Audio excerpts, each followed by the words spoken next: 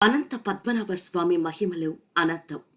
మొన్న కురిసిన భారీ వర్షాలకు కేరళ రాష్ట్రంలో ఎన్నో జిల్లాలు వరదల పాలయ్యాయి. అనంత పద్మనాభ స్వామి కొలువై ఉన్న తిరువనంతపురంలోనూ వరదలు వచ్చాయి. స్వామివారి ఆలయం ముందు ఉండే పద్మతీర్థం నిండిపోయింది. ఆలయం దగ్గరకు వెళ్లే మార్గం వర్షపు నీటిలో మునిగిపోయింది.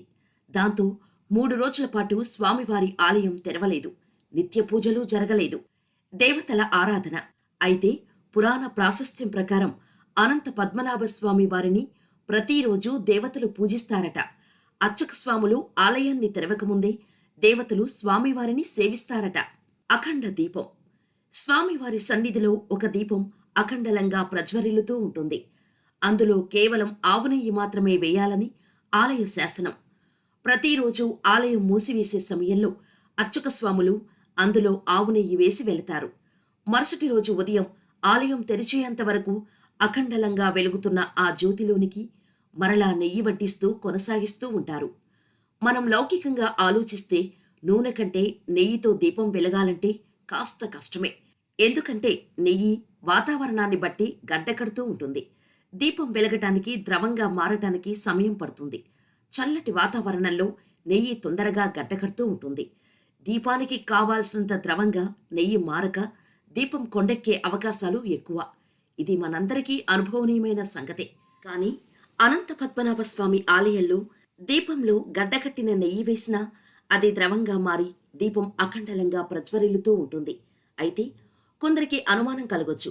దీపపు ప్రమిద లేక దీపపు కుందె ఎల్లప్పుడూ వెలుగుతూనే ఉంటే అది వేడిగా ఉండి నెయ్యిని కరిగిస్తుంది కదా, ఇందులో గొప్ప విశేషమేముంది అనిపించవచ్చు. స్వామివారి సన్నిధిలో దీపం మట్టి ప్రమిదలోనో లేక లోహపు కుందెలోనో ఉండదు. శిలలో చెక్కబడిన రాతి ప్రమిదలో ఉంటుంది. ఇప్పుడు ఆలోచించి చూడండి. దీపం ఎంత పెద్దగా ప్రజ్వరిల్లితే ఆ వేడికి రాతి ప్రమిద వేడెక్కాలి, అందులో నెయ్యి కరగాలి. ఉష్ణోగ్రత తరచుగా ఒకచోట నుండి మరొక చోటికి ప్రయాణిస్తూ ఉంటుంది. రాతి శిలలో ఉండే చలి యొక్క ఉష్ణోగ్రత అదే రాతి శిలలోని ప్రమిదను కూడా చల్లబరుస్తూ నెయ్యిని గడ్డకట్టేలా చేయాలి. కానీ అందుకు విరుద్ధంగా నెయ్యి కరిగిపోతూ దీపం నిరంతరాయంగా వెలుగుతూ ఉంటుంది. ఇది సైన్స్ చెప్పే వాటికి వ్యతిరేకంగా లేదా? స్వామివారి మహిమ కాక మరేమిటి? మరొక నిదర్శనం. అర్చక స్వాములు ఉదయాన్నే ఆలయం తెరిచి చూసినప్పుడు దీపంలో నెయ్యి కాస్త తగ్గి ఉంటుంది.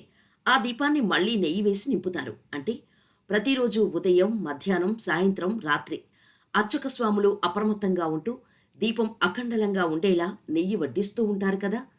మరి 3 రోజులు ఆలయం మూసి ఉన్నా కూడా ఆ దీపం అలాగే వెలుగుతూ ఉంది అంటే ఎవరు నెయ్యి వడ్డించి ఉంటారు?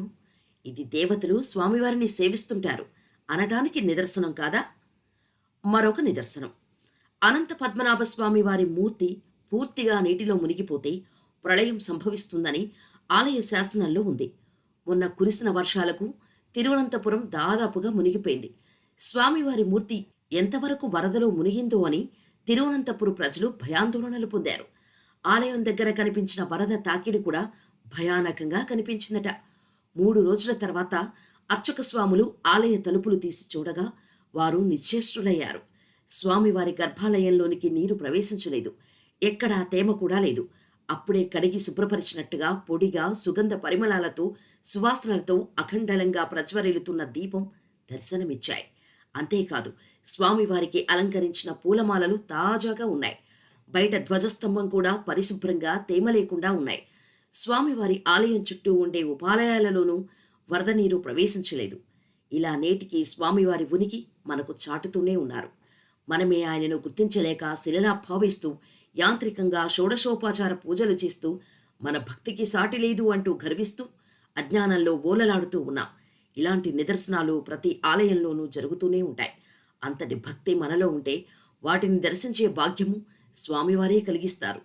ఇలాంటి నిదర్శనాలను అందరికీ తెలియచేసి నాస్తికులలోనూ హేతువాదులలోనూ మార్పు తెచ్చి మన సనాతన ధర్మాన్ని పరిరక్షించుకోవాల్సిన కర్తవ్యం మనది కాదా?